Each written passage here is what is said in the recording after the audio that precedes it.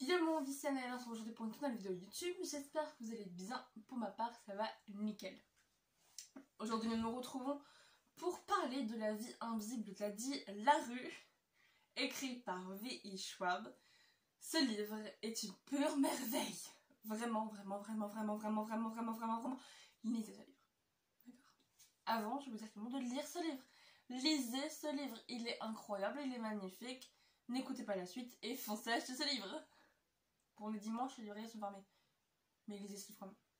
Bon, maintenant je vais quand même vous parler un petit peu du livre, hein, d'accord, hein, on va pas se mytho, faut quand même parler du livre à un moment donné. Donc La vie invisible dit La Rue, qui a ce petit livre. Il est très mignon et très petit et je l'adore. D'ailleurs, anecdote, ma mère n'aime pas particulièrement la couverture, hein. Ma mère a un peu, pas l'air de la trouille, mais presque la couverture.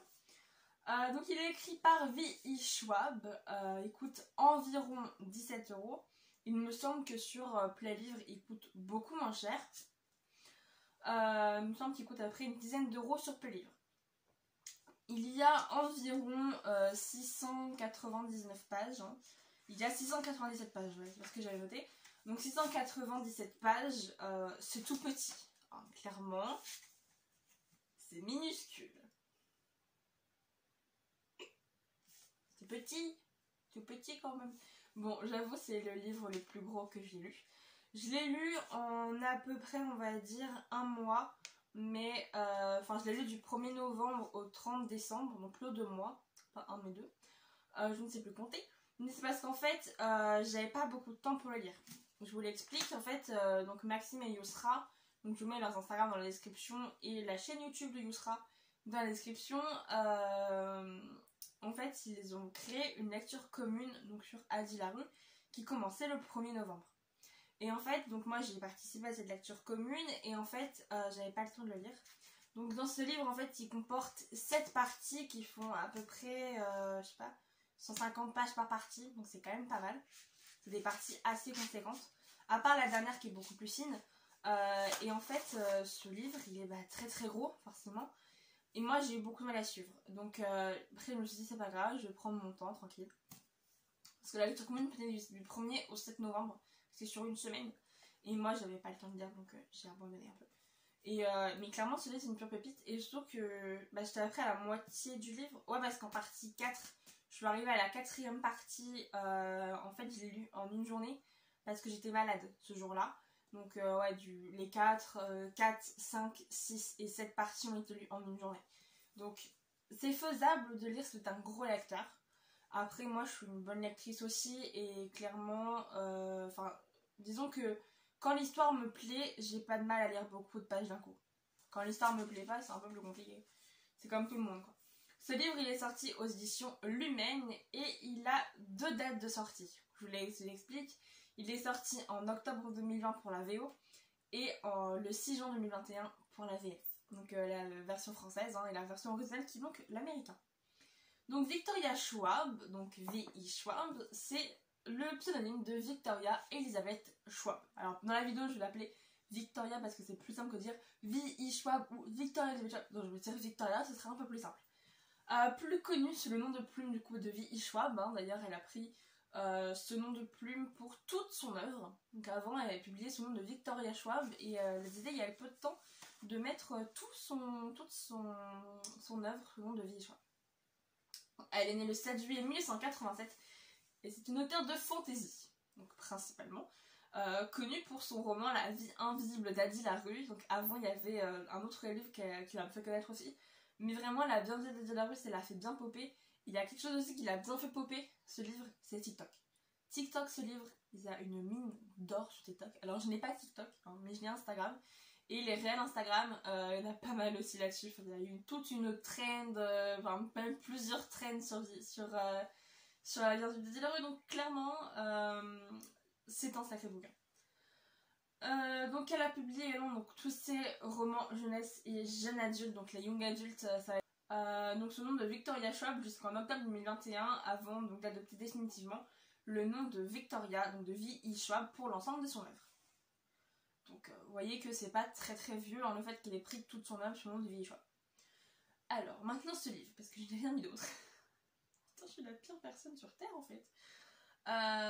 Ce livre, ce petit bébé, alors j'ai retiré la couverture. D'ailleurs, je trouve que c'est le seul truc dommage. La couverture, c'est du papier. Alors moi, elle est un peu abîmée en haut et un peu ici et là. Mais je l'ai eu comme ça. Donc moi, je l'ai lu comme ceci. Et ce livre, en fait, vraiment, c'est dommage. Hein.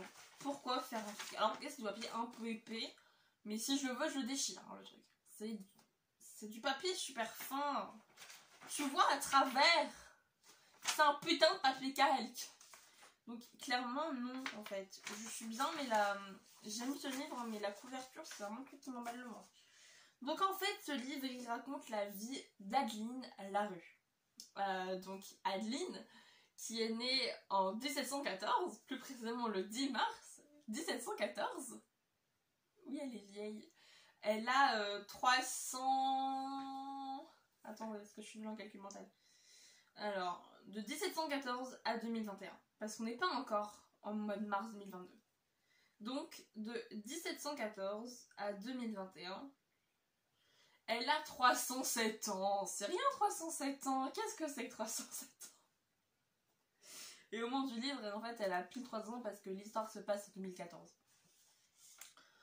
Donc en fait elle a pile 300 ans et Adeline en fait dans un moment de désespoir elle va passer un pacte avec un personnage qui s'appelle Luc et Luc c'est clairement le mec oh c'est un connard, c'est un diable, c'est un dieu qu'on appelle un dieu interdit. Luc, il ne faut pas l'appeler.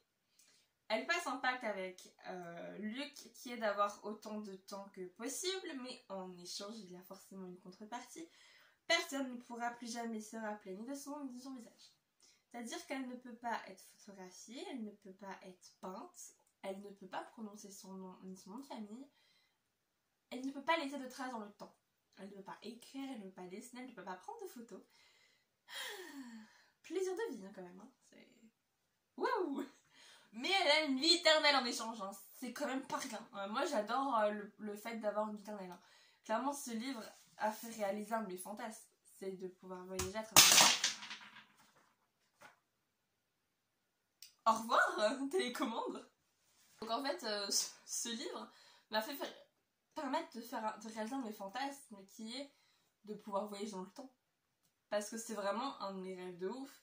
C'est que moi en cours d'histoire j'étais absorbée par les paroles de mes profs. Bon, a permis de voyager, de réaliser plus ou moins un de mes fantasmes qui est le voyage dans le temps. Et à un moment donné Adeline va rencontrer Henri. Et là bim bam boum dans les chaumières il va se rappeler d'elle. Et en fait je vais vous lire l'arrière du livre qui littéralement est énorme, hein. C'est une disserte. Alors la vie invisible d'Adeline Larue, déjà le speech c'est: une vie dont personne ne se souviendra, une histoire que vous ne pourrez plus jamais oublier. Déjà le speech, on dit long. Le speech les mecs, les deux phrases, elles résument parfaitement le livre. Vraiment l'humaine, ils sont forts pour faire... Alors, leur résumé, il faut 450 pages, hein. Clairement les résumés ils sont excessivement longs. J'ai deux autres livres ici de l'humaine dont on va parler les semaines à venir. Et clairement ils ont un problème avec les descriptions. Leurs descriptions sont vraiment très très longues. Mais vraiment c'est des livres qui valent le coup. Bon, Johnny est tombé, c'est pas grave. Enfin ouais, vous voyez par exemple là ici les éditions Milan, bon lui il brille tellement. Vous voyez c'est juste quelque chose qui est beaucoup plus digeste. Hein. On compare les deux, c'est énorme la différence. Enfin clairement c'est pas le même délire. Hein. Mais vous voyez ce que je veux dire. L'humaine, ils savent pas résumer le livre. C'est très très long. Très très long chez l'humaine. Mais les deux premières phrases du speech à chaque fois, parce que chaque fois il va y a deux phrases en speech, elles sont toujours très bien. Elles sont toujours très justes.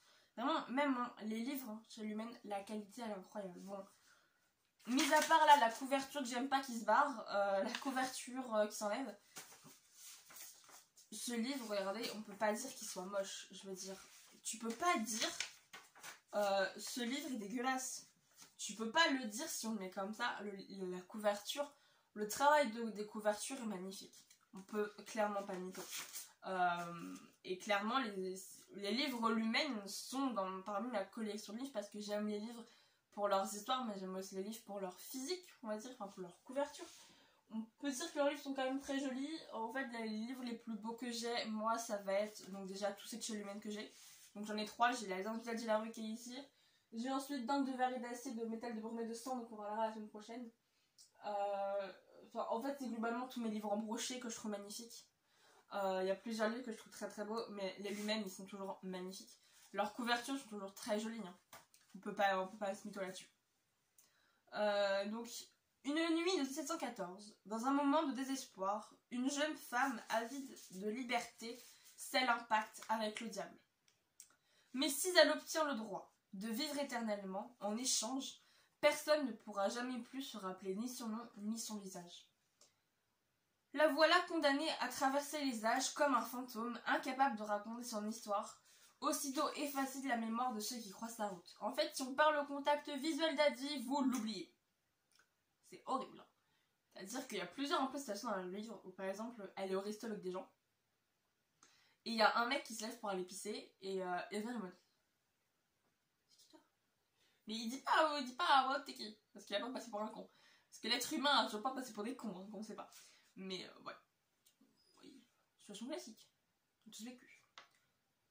Ainsi commence une vie extraordinaire, faite de découvertes et d'aventures stupéfiantes, qui l'amène pendant plusieurs siècles, de rencontre en rencontre, toujours éphémères, dans plusieurs pays d'Europe d'abord, puis dans le monde entier, jusqu'au jour où elle pénètre dans une petite librairie à New York. Et clairement, le fait que Adeline aime lire, c'est incroyable. C'est incroyable. L'héroïne d'un livre, enfin les deux héros principaux de cette histoire, Addie et Henry, aiment lire tous les deux. Parce qu'Henry travaille dans la librairie. Je trouve ça juste dingue le fait qu'il travaille dans une librairie. Franchement, c'est incroyable. J'aime beaucoup. Donc le principe qu'ils aiment j'adore. Et là, pour la première fois en 300 ans, l'homme derrière le comptoir la reconnaît. Quelle peut donc être bien la raison de ce miracle? Est-ce un piège ou un incroyable coup de chance? Embarqué dans un voyage à travers les époques et les continents, poursuivi par un démon lui-même fasciné par sa proie, jusqu'où Addie ira-t-elle pour laisser sa marque, enfin sur le monde? V. Ishwam, qui portait ce récit en elle depuis ses débuts, vient enfin de coucher sur le papier son roman le plus personnel. Découvrez l'histoire sur plus de 3 siècles d'une femme dos au mur mais pourtant indomptable, et de son affrontement avec les forces obscures qui cherchent à la réduire au silence. Le résumé de ce livre, c'est pile poil tout le livre. Ce livre est incroyable. Déjà, il y a plusieurs choses que j'aime dans ce livre. La couverture. Bon, c'est une brique. Hein. Après, plutôt, c'est une très clairement une brique. Déjà, le fait de ça, en fait, à chaque... alors, je sais pas trop si vous voyez bien, mais à chaque début de partie, il y a une œuvre d'art, c'est un petit descriptif qui s'accompagne de ça. Il y a aussi à chaque début de chapitre ça, donc qui est la constellation d'Addie. Parce qu'en fait, Addie a 7 taches de rousseur sur le visage, formant une constellation. Et c'est sa constellation étoile personnelle. Donc il y a ça, il y a aussi le fait là des parties un peu foncées, du papier un peu foncé par les parties, j'aime beaucoup. Et surtout, que le livre, si on écoute à la fin en fait, à la fin, bon, j'ai un truc qui m'a aussi fait penser à la fois sur ce livre-là. Si vous lisez ce livre, en fait, vous saurez qu'à la fin, ça parle d'un livre. Moi, je vais me taire, hein. C'est pas d'un livre, parce que là, on est clairement sur du spoiler. Ça parle d'un livre, et ça nous fait penser à la vie invisible d'Addie LaRue, mais très très fort. Directement. Mais ce livre, il est incroyable. Bon, Luc, excusez-moi, je vais le dire tout de suite, je ne comprends pas ceux qui aiment Luc. Voilà, c'est dit. Tous ceux qui aiment Luc, excusez-moi, mais vous êtes à mon avis aussi dérangés que les personnes qui aiment beaucoup Ardine dans l'affaire. Je veux que c'est un peu le même délire qu'Ardine, hein. Je ne comprends pas ceux qui aiment Luc, tout comme je ne comprends pas ceux qui aiment Ardine. Donc vraiment, ce livre, c'est une œuvre d'art par plusieurs choses. Ça parle aussi d'œuvres, par exemple l'Odyssée. Donc je pense que c'est l'Odyssée d'Homère, pas précisé, mais je suppose que c'est l'Odyssée d'Homère. Ça parle d'un livre qui s'appelle l'Odyssée aussi. Ça parle d'une chanson, enfin il y a plein de trucs là-dedans. Addie aime les artistes, elle aime l'art. Et elle couche avec des artistes. Addie couche avec des artistes. Parce qu'elle aime l'art et elle veut laisser une marque. Parce qu'elle dit souvent qu'elle est une idée, qu'elle aime être une idée, et que les idées sont plus tenaces que les actes. En clair. Qu'une idée, si on insulte une idée, qu'on souffle une idée à quelqu'un, l'idée va être plus tenace que le fait qu'on montre quelque chose à quelqu'un. Et c'est entièrement vrai. Mais clairement, ce livre, il est magnifique. Il est incroyable. C'est le plus beau livre que j'ai lu. Un des rares livres qui m'a fait pleurer. Il n'y a pas beaucoup de livres dans ma vie qui m'ont fait chialer. Souvent, quand je chiale devant un livre, c'est soit que je suis fatiguée, soit qu'il est vraiment bien. Et lui, il y a un truc déjà, il y a un plot twist, mais je n'y attendais absolument pas à ça. Henri, qu'est-ce que t'as fait? Pourquoi, Henri? Pourquoi? C'est magnifique. Alors, entre Luc, Henri et Adi, c'est très compliqué. On a un triangle où Luc est au milieu, quelque part avec les deux. C'est Henri, Luc, Adi, je trouve. Beaucoup disent que c'est Luc et Henri qui est à la base du triangle et Adi au centre. Moi, je dis que c'est Luc qui est au centre. Pour une raison très simple. Je vais pas vous le dire parce que ce serait clairement un spoil. Hein. Mais Henri est au milieu. Luc est au milieu. Il y a quelque chose qui m'a fait rire, mais les prénoms. Des prénoms très français. Et Schwab est américaine, Victoria. Donc ça m'a fait un peu plaisir de voir déjà un livre qui se passe il se passe pas en France, hein, mais il se passe à New York quand même, mais avec une héroïne française. Ça m'a beaucoup plu. Ça m'a plu comme dans la fin des Je te hais, où Jacques et Isis vont s'enfermer dans un village français. Ils vont s'enfermer dans un coin de France pour se barrer parce qu'ils en ont besoin. Et clairement, ce livre m'a beaucoup plu aussi parce que là, ça se passe un peu en France. Les extraits en France, par contre, j'ai trouvé ça un peu lourd. C'est-à-dire que toute la partie où c'est Henri, vu du point de vue d'Henri, où c'est sa vie à lui, au début, je suis en mode, mais on s'en branle! Qu'est-ce qu'on s'en branle de ta life? En fait, au début, on comprend pas et je trouvais ça un peu indigeste. Mais à la fin, tu comprends tout! Du coup, en fait, ce livre, à la fin, c'est clairement, t'as tout le plot twist qui se passe. Et après, donc, j'espère que mon avis sera très clair.